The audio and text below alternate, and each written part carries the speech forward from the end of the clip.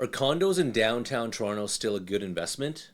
Let's answer that question by looking at something that's currently for sale on the market today and see what the numbers tell us.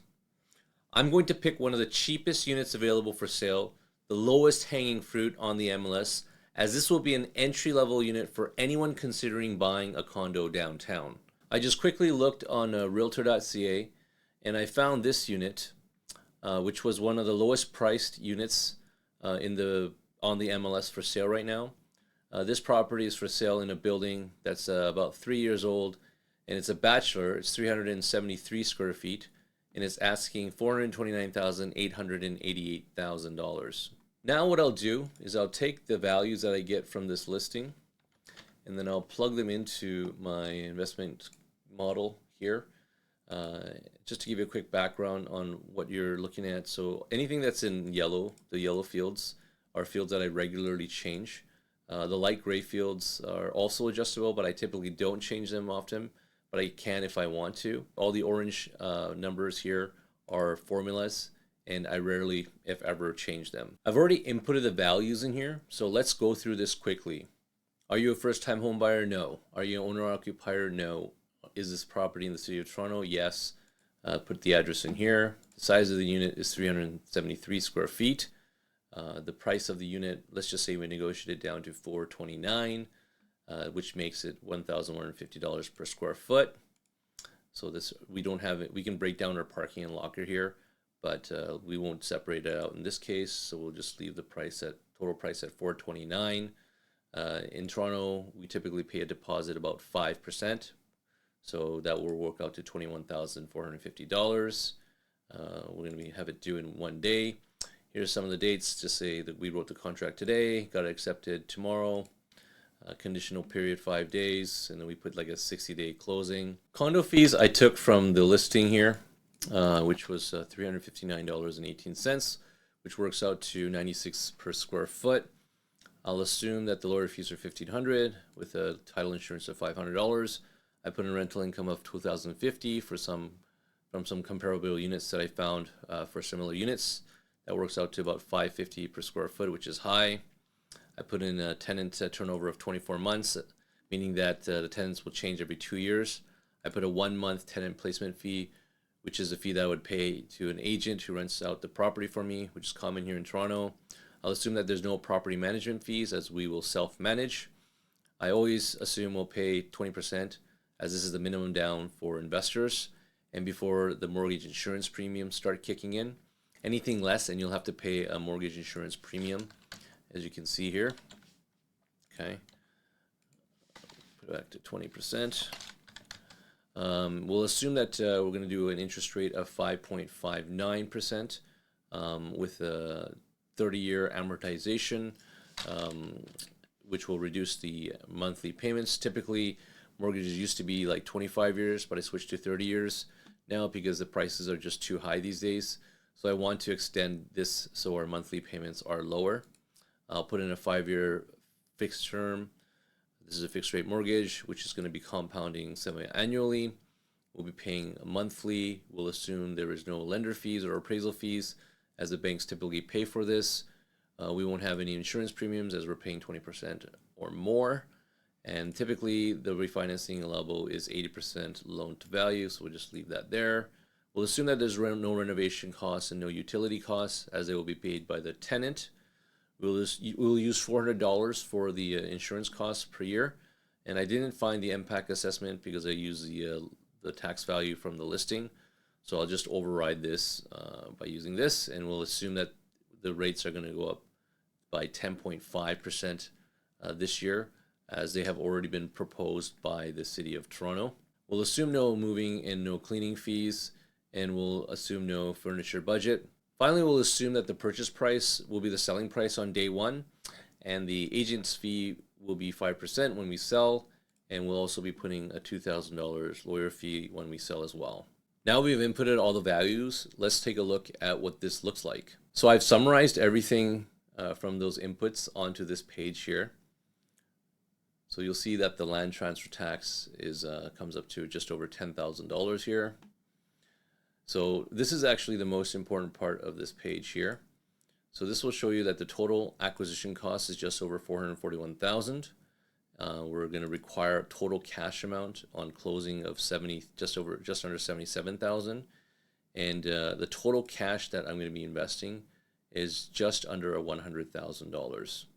Now, if I break down and look at the cash flow in the table below, so it looks like in this example, my cash flow is going to be negative $613 a month for this property, or about $7,358 per year.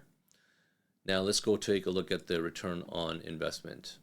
I'll make a number of assumptions here so I can see how my numbers will change every year.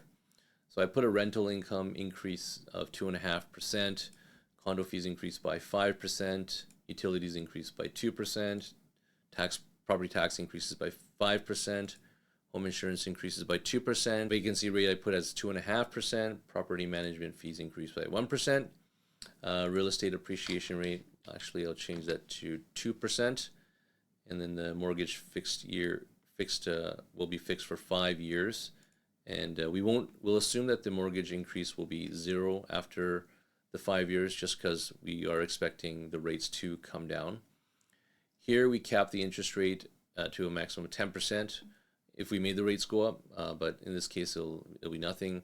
I also added this interest rate override, which is something that if I really wanted to get technical, I can actually override the interest rate here like I did.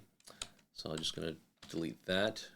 I also put the break-even cost after closing, which is $470,053, or 6.44% more than what you're actually paying for the property. So let's see if we'll be making any money on this. In year one, taking into consideration that you're paying down your principal by $4,600, you're still losing about $3,300 for the year, with a return on investment of negative 3.43%. In year two, you're negative as well, with a minus 0.46%. This continues into year 5, when you'll actually start receiving a positive cash flow, but you'll have to rent this property out for $2,263 per month. If you wanted to sell, you'd have to wait till year 6 before you actually make any of your money back on your investment, and you'll make a measly 2.92%. So based on what I'm seeing here, it's not looking like a very good attractive investment, as I can easily make more than 5% a year through a GIC. And I actually have the handy GIC calculator here, so if I put 6 years, I'm going to be making $33,000 on my money instead of $3,790. Now let's assume that the Bank of Canada does drop rates 2 times this year and 2 more times next year. So let's just say it goes down by 0.5 basis points, 0.5%, and let's just say it goes to 4.59 here. And then let's just carry this across my spreadsheet. Okay. So looking at the numbers, I'm still not liking the numbers. My return on investment is still quite low. I'm still negative cash flow until year 19.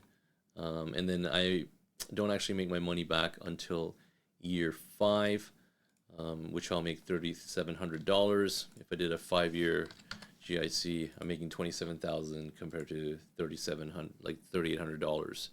So this doesn't look like a very attractive proposal either. Now let's just say that the market does recover.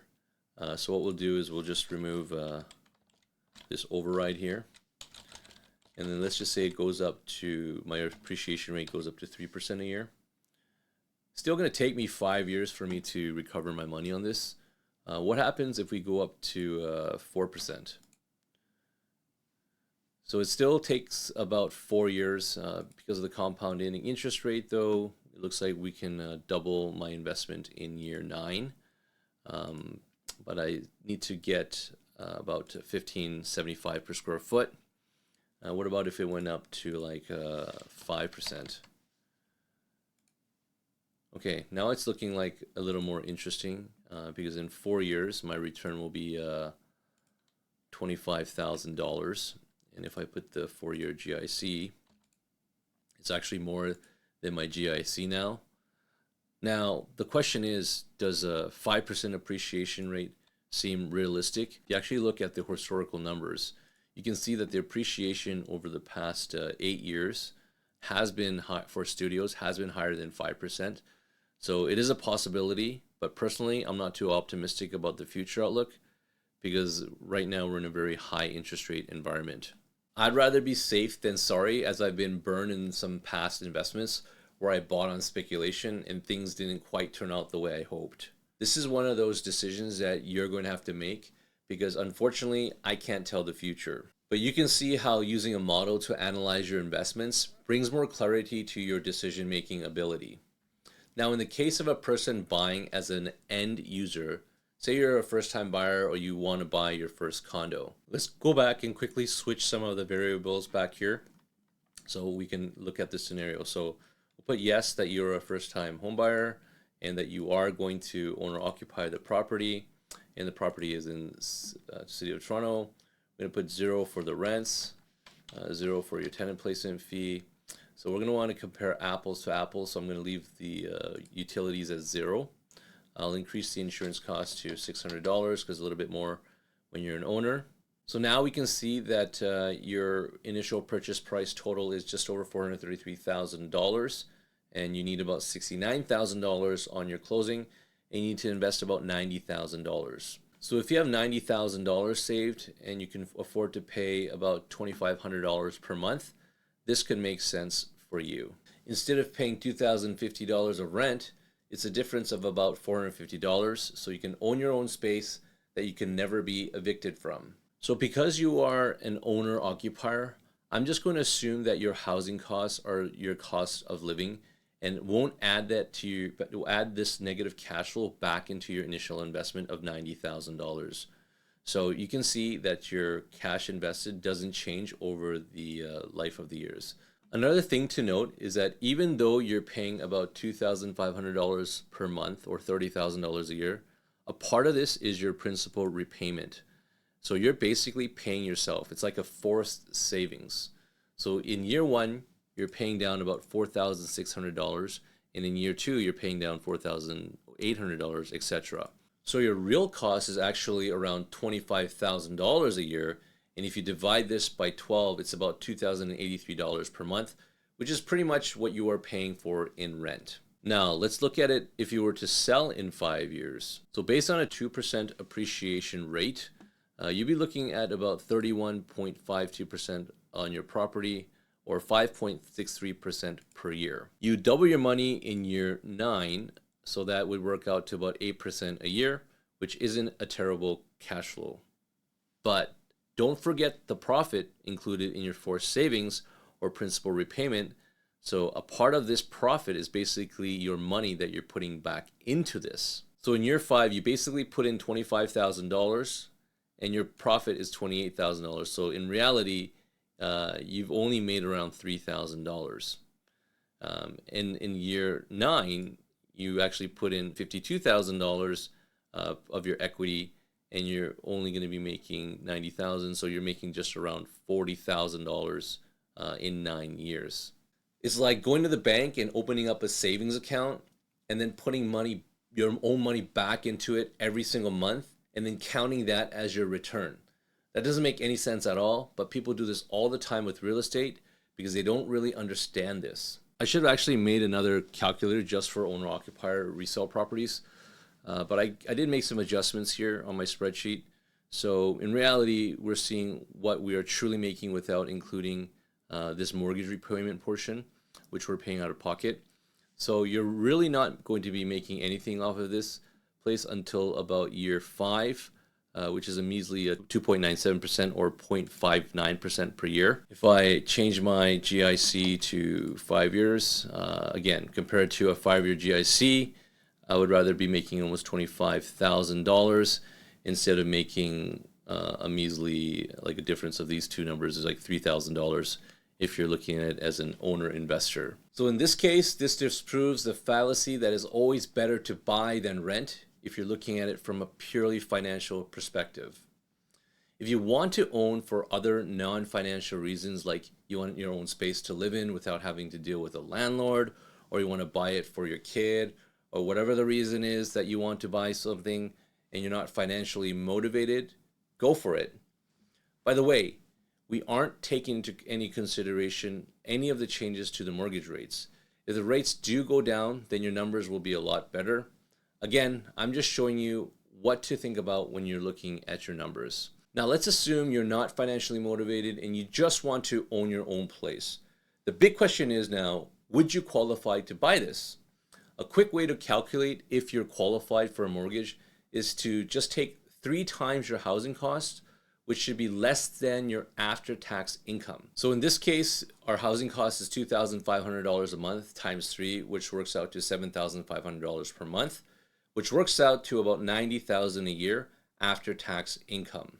And if you use this handy Ernst & Young calculator, you can see that you need to make an income of $120,000 a year to afford this, because your after-tax income will be $90,000. This is about the minimum you need to make to buy in downtown Toronto today. Plus, you'll need to have another $90,000 in the bank. Can you see why affordability is so bad in Toronto? How many young people out of school without the bank of mom and dad ever afford to buy a home here with these prices? I don't know about you, but I think something's got to give. I'll be completely honest with you. As an agent, I don't mind the higher prices because I make more money on my commissions. And as an investor, I'm happy that my investments are worth a lot more. Who doesn't like to make more money? But hate the game, not the players. I got a lot of mouths to feed as well. But if I consider the overall society, it's been completely ruined by the housing market. There are hordes of people buying on speculation and are still buying on speculation till this day. I say speculation because if you showed up to propose these numbers to any sophisticated investor for funding, they'd laugh in your face. Unless you have a ton of cash that you just want to park in real estate and don't care about what the market does for the next 5 years, I just don't see how anything makes sense. Remember, we're looking at the cheapest, lowest price property here. If you think I'm wrong, give me a property to analyze in today's market and I'll do it. Put it in the comments below. Try to prove me wrong. I dare you. And you know who gets screwed at the end of the day? The people who always get screwed. The vulnerable, poor, and the middle class. They always get screwed, but I don't think they're just going to sit there and take it. Shit's going to hit the fan real soon if this continues, and there will be a reckoning. Why do you think the crime rate is going up? Besides the fact that we have the worst politicians in the world. Let me ask you a question. If you were put into a situation where you need to survive, don't you think you'll do whatever it takes to survive, especially in a country like Canada with their pussy-ass laws that go after thought criminals rather than real criminals? You can get away with anything here. It's a complete joke. Unless you're a protesting trucker or a journalist asking the wrong question, then that's super serious and they'll arrest you in a second. And the badass gangsters know this. We're the drug and money laundering capital of the world. We're living in a gangster's paradise.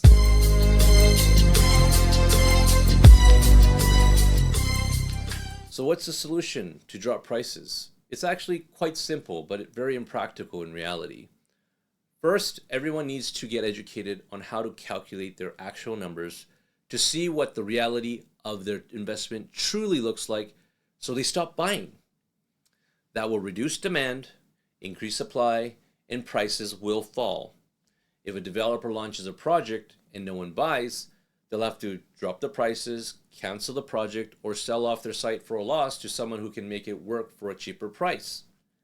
It's that simple.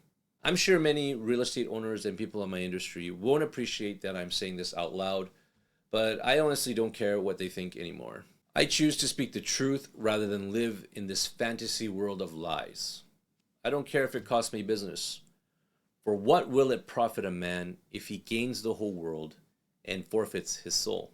If I'm upsetting you by dropping this truth, don't worry, because you know that this solution is impractical and will never materialize in reality. If you've been around in this industry long enough, you know that people are way too greedy, emotional, and gullible. You know that money brings out the worst in people, and when you drop FOMO on them, they'll be like lining up sheep to the slaughter. The machine is too big to fail, so no need to worry. Plus, people don't really have a good memory, so they'll forget about all their hardships after a few years when things get good again. Plus, there's always fresh blood from the millions of immigrants pouring into our country over the next couple of years. So everything will be hunky-dory. We just need to get through this cycle. In my previous video, I did an analysis about one of the worst investments in Toronto and how every single investor in the entire building is bleeding money.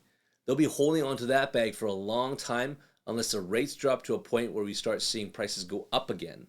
And this isn't the only one. There will be more like it. Just wait and see. If you want to see just how bad it really is, you can watch it on this video here.